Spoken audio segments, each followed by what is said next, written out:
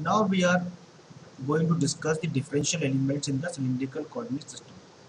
Differential elements किस तरीके से काम करते हैं सिलिंड्रिकल सिस्टम के अंदर, वो अपनों को समझना है इस लेक्चर के अंदर। लास्ट क्लास में अपन ने समझा था कि कार्टेशियन कोऑर्डिनेट्स में जैसे कि डिफरेंशियल माना था अपन ने dx, dy, dz कुछ इस तरीके से माना था in the Cartesian coordinates is equal to be like this. We are assuming this is should be dy, this should be dx, and this should be dz. This is in the Cartesian coordinate system. We are assuming dx, del और d become same dx, dy, dz. Cylindrical में कुछ और तरीके से मानेंगे, जिस तरीके से अपन ने कार्टेशियन में लेंथ मानी थी dl vector is equals to dx ax cap plus dy ay cap plus dz az cap. Same जो ax ay az है वो केवल चेंज हो जाएंगे a रो phi और z, which is going to changes to d rho, d phi और dz। Small change कैसे होता है, किस आप सिलेंडर में किस तरीके से मानते हैं वो हम लोगों को समझना है। सिलेंडर थोड़ा सा एक बार फिर देख लेते हैं कि इस तरीके से बनता है। ये सिलेंडर है, जैसे कि आपने सिलेंडर इस तरीके से ड्रॉ किया हमने, इसका ये जेड पार्ट है, ये एक्स वाई पार्ट है, ये एक्स पार्ट है। और मैं आपको समझाने की कोशिश कर रहा हूँ कि इसका एक छोटा सा volume, small volume that we are going to taken out for the sake of understanding. छोटा सा पार्ट अगर निकाल के बाहर कर दें और देखते हैं कि इस पार्ट में क्या क्या हो सकता है that we are going to discuss today. Okay, मान लीजिए तो ड्रॉ करने की कोशिश करता हूँ कि ये मेरा जेड एक्सिस है, दिस इज कॉल्ड, ये वाई है और ये मेरा जेड एक्स एक्सिस जेड। सबसे पहले मैं ड्रॉ करूंगा रो को, तो रो कुछ इस तरीके से जा रहा है जैसे कि rho, and if I just draw some more projections on it, this is the rho. Okay, and इसको मैं नीचे ले जाता हूँ एक्स वाई प्लेन में, तो ये कुछ इस तरीके से ड्रॉ लाइक दिस। ओके, पहले इसको ड्रॉ कर लेते हैं फिर समझेंगे कैसे बिहेव करता है। इसको अगर ये डिस्टेंस कुछ इस तरीके से बनेगी,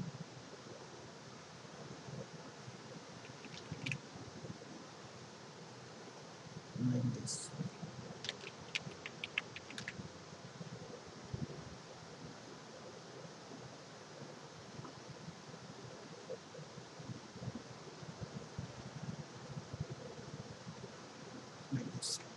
ओके, और इसको थोड़ा सा और ऊपर ले जाते हैं, it is going to be this. Okay, इसके ये प्रोजेक्शंस नीचे लेकर आते हैं, देखते हैं क्या होता है। Make it more clear this. अब ठीक, तो इसको यहाँ जोड़ दीजिए। तो this is basically arc, this is basically arc, A small arc, this is the arc. एक छोटा सा वॉल्यूम मैंने यहाँ रख, ये जो वॉल्यूम आप देख रहे हैं इन दी वाइड मैंने काट के रख दिया। ठीक, अब जो डी फाई है जो अपने को बनाना है, it is called d rho, d phi और डी जेड कैसे दिखेंगे ये अपने को समझना है। हम जानते हैं कि ये अगर रो है, ये अगर रो है तो ये क्या होगा, d rho, this is called d rho. D rho क्या है, स्मॉल डिस्टेंस जो अपन ने काट रखी है, स्मॉल वॉल्यूम छोटा सा पार्ट अपन ने निकाल रखा है। ठीक है, हम जानते हैं ये रो डी रो होगा। ओके, अगर ये डिस्टेंस यहाँ से आता है, अपन जेड मान चुके हैं, यहाँ से पॉइंट जेड है बेसिकली, ये फिर ये डिस्टेंस कितनी होगी, ये डिस्टेंस कितनी होगी, this is called d Z. ये भी क्लियर है, जेड डिस्टेंस ये स्मॉल वॉल्यूम में जेड डी जेड। और समझते हैं अगर ये यहाँ से डिस्टेंस बेसिकली फाई है, ये कितना होगा basically, this is called d phi. Okay, ठीक है, this is called d phi. पर मेरे को मैंने और यहाँ हमने इस वॉल्यूम के बारे में बात चल रही है, यहाँ मुझे ये पता है कि ये डी जेड है, मुझे ये पता है ये डी रो है, और मुझे ये अगर निकालूं तो ये बेसिकली इसके इक्वल है। ये एक आर्क है, फॉर्मूला होता है आर्क का, arc equals to radius multiplied by the angle. Here the arc, this is the arc, वो कितना आएगा, रेडियस कितनी है यहाँ पर, basically this is rho, this is the radius, और कितना एंगल है यहाँ पर, डी फाइव. बेसिकली ये कितना आ गया, रो डी फाइव. ये रो डी फाइव आ गया. ये अपने पास डी रो है ऑलरेडी, बिकॉज ये अगर रो है तो ये भी रो होगा, डी रो है, और ये कितना हाइट. ओके, तो इसको अपन फिर से ड्रॉ करते हैं for the sake of explanation. Let us draw it for the more clarity.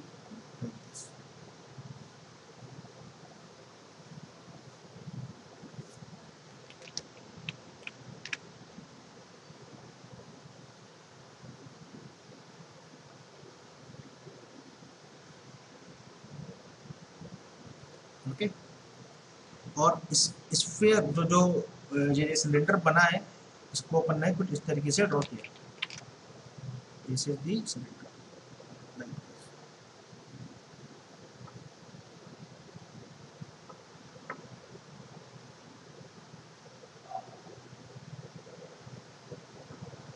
Okay, उस सिलेंडर में से ये जो सेक्शन है, this section we are taken outside from this term.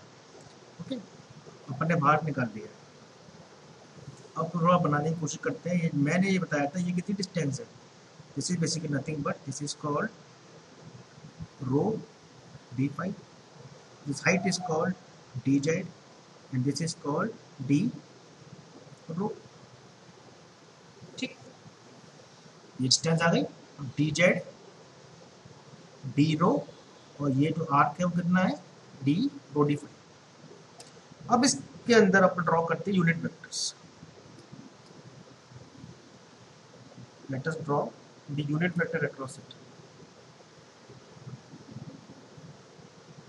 हम जानते हैं कि ये जो पाथ है, लेफ्ट और राइट, राइट से जो वैल्यू निकल रही है which is called a rho cap, because A rho cap यहाँ पड़ता है. टॉप और बॉटम से जो एरिया वेक्टर निकलेगा वो कहाँ निकलेगा, इसके 90 डिग्री एंगल पे, ए जेड कैप. ओके, लेफ्ट और राइट से तो ए रो कैप है, टॉप और बॉटम से एक जेड कैप है. फ्रंट और back, this is the back where we can having a phi cap. This is, we can say that the right part, this is the back part, और a z having the top part. अगर आप bottom के लिए निकालते हैं तो should be minus a z cap, but we are having the positive direction, so we can take the a z cap. If I want to make the differential element dl, so it can be calculated as d rho in the direction of a rho cap plus rho d phi, because this curve is rho d phi having a arc, ये जो arc है वो rho d phi है, in the direction of a phi cap plus dz a z cap. This is the differential length for the cylindrical coordinate system. Okay, now move on to the surface integral or the surface element, differential element. वो कैसे निकालें. अपन ने सीखा था कि surface का formula से basic formula होता है कि कोई भी वेक्टर सरफेस वेक्टर है तो उसका मैग्नीट्यूड होगा और उसका डायरेक्शन होगा, वो डायरेक्शन सरफेस के नॉर्मल होगा. मान लीजिए यहाँ 3 या 6 सरफेसेस है, एक टॉप है, एक बॉटम है. ठीक है, एक टॉप सरफेस है, एक बॉटम सरफेस है, एक लेफ्ट है, एक राइट है, टॉप और बॉटम, लेफ्ट और राइट, और फ्रंट और बैक, जैसे front end back. If I taking this surface here I am taking this surface which is going to be like this. This surface is having the area vector, this is the a rho. So we can write a surface vector, surface element for the rho, this having a height of z, and this is called basically the rho d phi. So this should be rho d phi dz it should be OD back. This is the surface element for the DS. Keep in mind, याद रखिएगा भैया, magnitude क्या होगा इसका, x into Y या length into breadth, और area vector का होगा इसके एनो। अगर मैं इस सरफेस की बात करता हूँ बैक साइड, बैक में सरफेस जो लगी हुई है, back side this surface, I am talking about this surface. So the surface which I am talking about is basically like this. This is the surface, which is the back side. Okay, this is back side having written A phi. This distance is dz, and this is basically d rho. So ds phi vector should be equals to dz d rho a phi cap. ये height है dz और ये rho है, दो surface खत्म, क्या बच गया मेरे पास, सरफेस कौन सी बच गई, टॉप वाली, दिस इज सरफेस। तो इस सरफेस का अपन एरिया वेक्टर निकालना है, तो इस तरीके की सरफेस तरीके से बन रही है, और इसका एरिया वेक्टर कहाँ जा रहा है, ऊपर की तरफ, इट इज ए जेड। तो d h z should be equals to, ये कितना है, r d phi, it should be d rho. तो basically r d phi d rho in direction of a z. ये कहानी है साहब, इस तरीके से निकालते हैं। थोड़ा रिवाइज करते हैं क्या किया है आपने सिलेंडर के साथ। सिलेंडर में आपने छोटे छोटे एलिमेंट्स ले लिए, मैं समझाने के लिए फिर से ड्रॉ कर देता हूँ, because we have to learn so many things here. क्या किया कि मान लीजिए एक z coordinates, x y coordinate और एक्स कोऑर्डिनेट्स है, मैं रिवाइज कर रहा हूँ बिकॉज ऑफ एक्सप्लेनेशन, ठीक है। ये डिस्टेंस, इस यहाँ से डिस्टेंस बेसिकली क्या मानते हैं, रो, और इसको थोड़ा सा चेंज करने की कोशिश करिए लाइक दिस।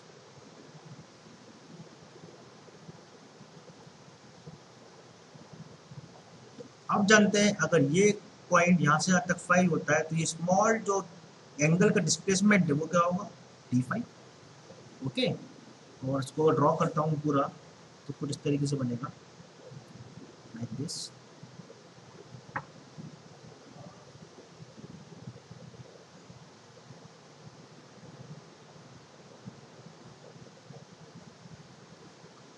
इसको यहाँ ले जाइए, इसको यहाँ ले जाइए, और जोड़ दीजिए।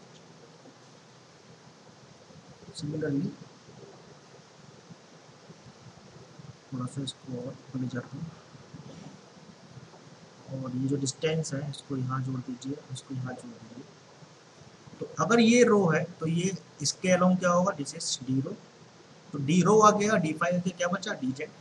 अगर ये डिस्टेंस आपने जेड मानी है, जो कि सर्कल बन, जो कि सिलेंडर बनाती है, तो ये कितनी हो जाएगी मेरी, डी जेड।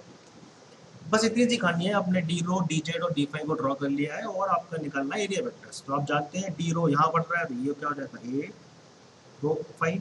जेड मेरा ऊपर बढ़ रहा है, तो मेरा क्या हो जाता है, ए जेड फाई। और मेरा जो सर्कुलर जो फाई है वो फ्रॉम लेफ्ट से राइट बढ़ रहा है, तो ये क्या हो जाएगा मेरा, ए फाई। सेम कंसेप्ट, जिस वेक्टर का आप नॉर्मल देख रहे हैं, जैसे कि इस सरफेस का नॉर्मल देख रहे हैं, तो इसका एरिया निकाल लीजिए, वो ये आ जाएगा लाइक दिस, ये only two. So I think you will understand the basic fundamental of the cylindrical coordinate system for differential volume element. एक चीज और रह गई यहाँ पर, अगर अपन बात करें डिफरेंशियल वॉल्यूम की, तो d v equals to basically it should be rho d phi, it should be d r और d z. This is called the formula for differential volume in a differential element system for the cylindrical coordinate system. Fine, I think it should be clear to you किस तरीके से काम करता है। Okay. Now next move on to the very important part, that is called relation between Cartesian cylindrical coordinate system. Basic क्या होता है कि न्यूमेरिकल्स आते हैं कि कार्टेशियन को सिलिंड्रिकल में कन्वर्ट करो या सिलिंड्रिकल को कार्टेशियन में कन्वर्ट करो, तो उसकी एनालिसिस या उसका एक टेबल बनाई जाती है, वो कैसे बनाती है वो अपन सीखा है। थोड़ा सा फिर रिकॉल करते हैं, बिकॉज ये वेरी इंपॉर्टेंट है। कि मान लीजिए कि ये कोऑर्डिनेट सिस्टम को जिस तरीके से बनाया था, जो सीखा था अपन ने, कि ये जेड माना था, ये वाई माना था और ये एक्स माना था। हम जानते हैं वाई का एरिया वेक्टर इसके अलॉन्ग होगा, एक्स का जो वेक्टर है यूनिट वेक्टर है एरिया वेक्टर इसके अलॉन्ग होगा, तो ये इसका जेड के अलॉन्ग होगा। ठीक, इस पॉइंट पी को माना था, जिस पॉइंट पे अपन ने सीखा था कि ए जेड तो ऊपर ही जाता है, और रो बेसिकली इस तरीके रो बढ़ता है, तो बेसिकली ये क्या हो जाएगा मेरा, ए रो हो जाएगा। ठीक है, थोड़ा सा और क्लियर करने की कोशिश करता हूँ मैं आपको। यहाँ ऐसे मान लीजिए ये अपना रो हो जाएगा, दिस इज दी रो। और हम जानते हैं कि अपना जो फाई है वो ऐसे मेजर करता है, ऐसे मूव करता है, तो मेरा फाई यहाँ है, दिस इज ए। इसी सिस्टम में अगर मैं ड्रॉ करता हूँ एक्स और वाई को, तो बेसिकली ये क्या रहेगा मेरा ए वाई कैप, और वाई और ये क्या हो जाएगा मेरा बेसिकली ए एक्स। ठीक, यहाँ तक मेरे ख्याल से कोई समस्या नहीं है। ठीक, एक चीज और अपन डिफाइन कर देते हैं जिससे और आसानी हो जाएगी। मान लीजिए जो आपने सीखा था कि ये जेड है, वाई है, ये एक्स है, और एक रो डिस्टेंस पर एक पॉइंट पी है जिसे कोऑर्डिनेट कितने हैं, रो फाई और जेड है। इस पॉइंट पी को नीचे ले गए एक्स वाई प्लेन में जो कि रो डिस्टेंस पर है, और इसका एक एंगल ले लिया आपने फाई। ठीक, तो this is the rho and this is the x and x y having a angle of 90 degree. Theta से लगा हुआ कंपोनेंट बेसिकली क्या होता है, कॉस होता है। This is called the rho cos phi, this is called the rho cos phi. Similarly, this component is called the rho sin phi. So in a nutshell we can say that हम ये कह सकते हैं x equals to rho cos phi and y equals to rho basically sin phi. If I just square this, x square plus y square, it should be rho square cos square phi plus rho square sin square phi. X square plus y square equals to rho square, rho equals to x square plus y square. This is the formula that we have to learn or keep in mind. Okay. Now come to this point, the very important concept. Please take attention here because it is very important. We know that this is the A row. If I just draw this xy plane in this like this fashion, this is the y plane, this is x plane, this is the row, and rho is making, जो ये rho है तो ये point p dash है, x plane से angle बना रहा है कितना, फाई। तो द फाई जो एंगल है वो किससे बनता है, एस प्लेन से, और क्या बना रहा है, angle phi up to the point of this p point. ठीक, तो एक्स एरो कहाँ होगा, ये होगा, बिकॉज रो कहाँ बढ़ रहा है, यहाँ बढ़ रहा है, आपने ये माना तो ये होगा, ये बेसिकली क्या होगा, एरो हो जाएगा। तो ए रो और एक्स में कितना एंगल है, फाई। ठीक, एरो और एक्स में कितना एंगल है, फाई, क्यों, तो ये एरो है, ये एक्स है, कितना एंगल है, फाई। ये क्या, ए एक्स वेक्टर, ये एरो वेक्टर, कितना एंगल है, फाई। ए एक्स और ए वाई आपस में म्यूचुअली परपेंडिकुलर है, इसमें कितना एंगल होता है, ए एक्स ए वाई 90, तो ये कितना हो जाएगा 90 minus five. Clear, just call 90 minus 5। Okay, थोड़ा सा डीप में समझते हैं क्लियरिटी के लिए। हम जानते हैं कि ए फाइव और ए रो में एंगल कितना होता है, 90। अगर 90 होता है तो it should be which angle, it should be 5, it should be 5 because 5 plus 90 minus 5 equals to 90, it should be 5, क्योंकि ए फाइव और ए रो में एंगल तो 90 होता है, ऐड करने कितना आएगा 5। ए जेड ए वाई में कितना होता है एंगल, बेसिकली कितना होता है एंगल, ए एक्स और ए जेड में ए वाई और AZ में जो एंगल होगा वो कितना 90, तो इट शुड बी 90 माइनस, ठीक, क्लियर है? I think it is clear to all of you. So this concept is very useful in order to draw the conversion table. So let's draw the conversion table. We can say that like this: a row ax, a row ay, and a row az. This we have to make. Similarly, we have to make a5 ax, a5 ay, a5 az. Because it's a dot product, so it should be a cos theta.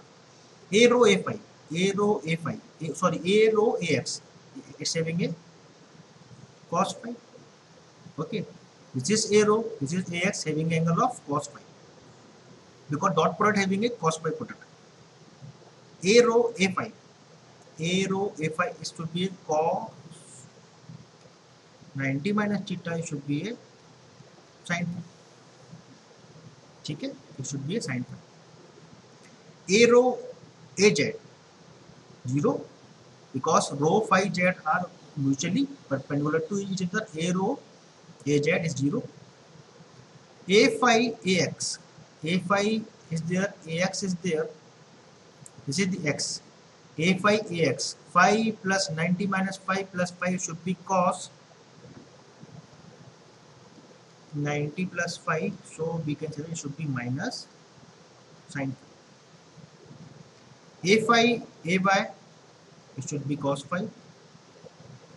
Then a phi is ay cos phi, and a phi az should be 0. It should be 90. Sorry, it should be 90 because az and a phi should be 90 because az and a phi should be perpendicular to each other. So 0. This is the conversion that we are having dot product. So let's make the conversion table. We can say that we like this: the conversion table.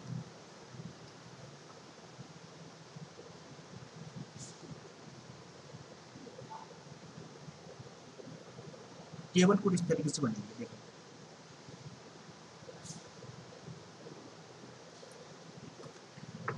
ये a x cap, a y cap, a z cap, a rho cap, a phi cap और a z cap. This is cos phi minus sin phi, this is sin phi, cos phi 0 0 0 1. भैया ये table basically बहुत important है, याद रखिएगा because numericals में इसका use होगा. तो कंसेप्ट इज वेरी सिंपल कि ए जेड ए फाई और ए रो में एंगल 90 है बिकॉज ये सब म्यूचुअली आपस में परपेंडिकुलर है. ए एक्स और ए वाई में एंगल 90 है क्योंकि ये म्यूचुअली परपेंडिकुलर है. बट की पॉइंट ये है कि ए रो और ए एक्स में एंगल कितना है 5 बिकॉज 5 किससे मेजर हो रहा है, एक्स से. कहाँ तक, ए रो तक. दिखा ना आपने, इस तरीके से बनता है.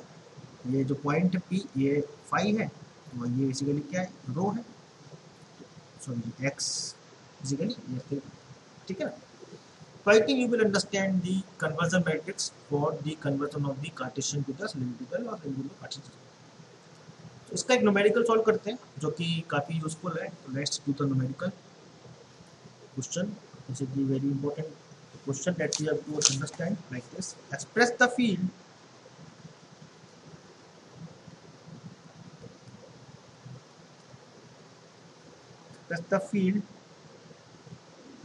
b equals to x square plus y square minus 1. It should be a x cap plus a y cap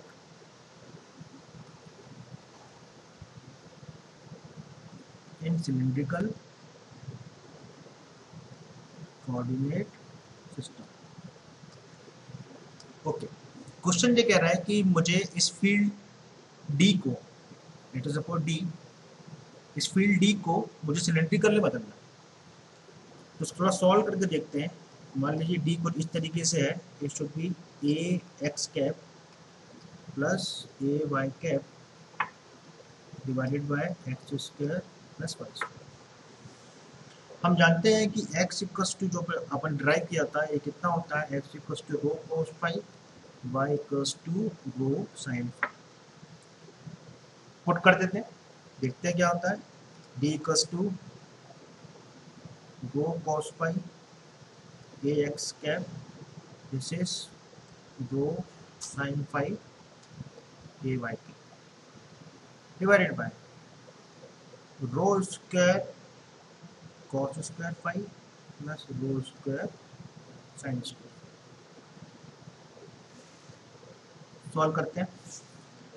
रो से रो कैंसिल हो जाएगा और नीचे 1 हो जाएगा, तो should be a 1 by rho cos phi a x cap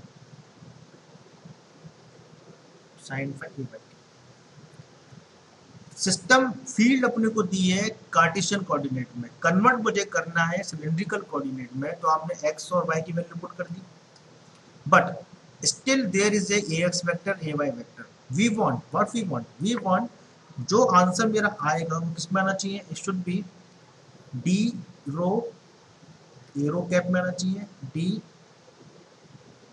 phi a phi cap plus d z a z cap. मेरा answer इस एक्सिस में आना चाहिए जिस जहां पर ए रो हो, ए फाई हो और ए जेड हो। मतलब क्या हुआ कि मैं अगर किसी तरीके से डी रो की वैल्यू, डी फाई की वैल्यू और डी जेड की वैल्यू निकाल लेता हूं, then we can easily convert this Cartesian coordinate system into the cylindrical coordinate system। कैसे निकालूं डी रो डी फाई की वैल्यू, हम सीखते हैं। अगर इस इक्वेशन नंबर 1 को मैं मल्टीप्लाई कर दूं बोथ साइड्स, पहले ए रो से, फिर ए फाई से, फिर ए जेड से, देखते हैं क्या होगा। So multiply equation 1 bye a rho cap, a phi cap, a z cap individually. Individually मतलब मैंने पहले ए रो कैप को डिवाइड किया, फिर ए फाई को मल्टीप्लाई किया, फिर ए जेड को मल्टीप्लाई किया। ये प्रोसेस है। आप इस कंसेप्ट से किसी भी सिस्टम को कन्वर्ट कर सकते हैं, जिसमें कन्वर्ट करना है उसकी एक इक्वेशन मान लो। अब इक्वेशन मान ली अपन ने, अब देखते हैं क्या होता है। लेट अस सपोज मल्टीप्लाई कर रहा हूं मैं ए रो कैप से, तो d vector dot a rho cap should be equal to d rho a rho cap dot a rho cap plus d phi a phi cap dot a rho cap plus d z a z cap dot a rho cap. हम जानते हैं ये 0 हो जाएगा क्योंकि आपस में क्या होते हैं, म्यूचुअली परपेंडिकुलर। ये भी 0 हो जाएगा बिकॉज ये म्यूचुअली परपेंडिकुलर। सॉल्यूशन क्या निकला, तो ये क्या हो जाएगा 1। सॉल्यूशन क्या निकला कि d vector dot a rho cap should be equal to d rho निकलाया। और डी कितना है, ये वैल्यू समझ में आया कि हमें डी रो निकालने के लिए अगर मैं D rho d phi D Z निकाल लेता हूँ, इसकी वैल्यू निकाल लेता हूँ, तो मैं कन्वर्ट कर लूंगा सिलिंड्रिकल में। मुझे क्या भाई ये वैल्यू चाहिए तो आपने डी रो को मल्टीप्लाई कर दिया। सिमिलरली अगर मैं डी ए फाई का करता हूँ, सॉरी ए फाई का करता हूँ, ए जेड का करता हूँ, तो क्या निकलेगा, d vector dot a phi cap should be equal to d phi निकल जाएगा। और अगर मैं करता हूँ ए जेड का मल्टीप्लाई तो क्या हो जाएगा, it should be D Z. और डी कितना निकाला था अभी आपने, ये था D, this is the D जो आपने कैलकुलेट किया था थोड़ी देर पहले। सॉल्व करते हैं पहले डी रो के लिए। D rho is equal to d vector dot a rho cap equal to 1/रो cos phi ax cap sin phi ay cap dot product of a to d rho is equal to 1 upon rho cos phi ax cap dot ay cap plus sin phi ay cap dot a rho. Sorry, this is a rho. We know that from the conversion table, it is being very clear that what we have to use like this, ax dot a rho. So ax dot a rho is nothing but ax, this ax a rho is cos phi. Similarly, ay a rho is sin phi. Okay, so you can say that b rho equals to 1 upon rho. It should be cos phi multiplied by cos phi plus sin phi, और ये कितना आ जाएगा sin phi. तो आप solve कर सकते हैं. b rho equals to 1 upon rho cos square phi और sin square phi. तो d rho कितना आ गया 1 upon rho. अभी ये एक पार्ट निकला है डी रो का. मुझे और क्या क्या निकालना है, मुझे डी फाई निकालना है, डी जेड निकालना है. तीनों वैल्यूज को मैं कहाँ पुट कर दूंगा, इक्वेशन नंबर 1 में पुट करूंगा. तो मेरा रिजल्टेंट आंसर किसके फॉर्म में आ जाएगा, ए रो ए फाई और ए जेड में. दिया किस में था, एक्स और वाई में. कन्वर्ट किस में कर दिया, रो फाई जेड में. तो ठीक है जी, डी रो आ गया. इस तरीके क्या निकालेंगे अपन, d phi. It should be d vector dot a phi vector. तो कह सकते हैं अपन d phi equals to 1 upon rho cos phi a x cap dot a phi cap plus sin phi a y cap dot a y cap. x dot a phi कहाँ है भैया, x और a phi. This is minus sin phi और a y dot a phi it should B cos phi. ठीक, तो solve करते हैं. d phi equals to 1 upon phi cos phi minus sin phi plus sin phi cos phi. ये दोनों cancel, कितना आ गया D रो 0. एक क्वांटिटी है, दूसरी क्वांटिटी जा रही है. अपने क्या निकालना है, d z. It should be a d vector dot a z cap. D z equals to 1 upon rho cos phi ax cap az cap plus sin phi ay cap dot az cap. This should be 0 because x, y, z are usually perpendicular, so dz is equals to 0. Put all the values 1, 2, 3 in equation 1. So d vector is equals to 1 by rho. It should be a rho cap plus 0 dot a phi cap plus 0 dot z cap. So d vector equals to 1 by rho a rho cap. This is our resultant answer. Given था अपने को x y z coordinate में, x और ax vector में. Convert किस में कर दिया आपने इसको, basically a rho a phi z. Because अब वो अनफॉर्चुनेटली कि a phi a 0 हो रहा है, लेकिन कन्वर्ट आपने कर दिया. तो concept is very simple. The base concept is that जिस भी चीज में कन्वर्ट करना है उसकी इक्वेशन मान लीजिए, जैसे इक्वेशन, और उस इक्वेशन को आप मल्टीप्लाई करते जाइए जो अपने को निकालना है. जैसे कि मैंने ये इक्वेशन मान ली D rho d phi D Z, और मुझे डी रो निकालना है या डी फाई निकालना है या डी जेड निकालना है. तो पहले इसको मल्टीप्लाई करो, आप डॉट प्रोडक्ट करो ए रो से, फिर करो ए फाई से, फिर करो ए जेड से अपना निकालना. तो इस कंसेप्ट का अपन बनाते हैं जनरल रूल बनाते हैं. जनरल रूल सॉल्व करने के लिए जनरल रूल. मान लीजिए आपको एक फंक्शन दिया है f, वो अपने को दिया है x ax cap y ay cap plus z az cap. इसको आपको कन्वर्ट करना है सिलेंड्रिकल में.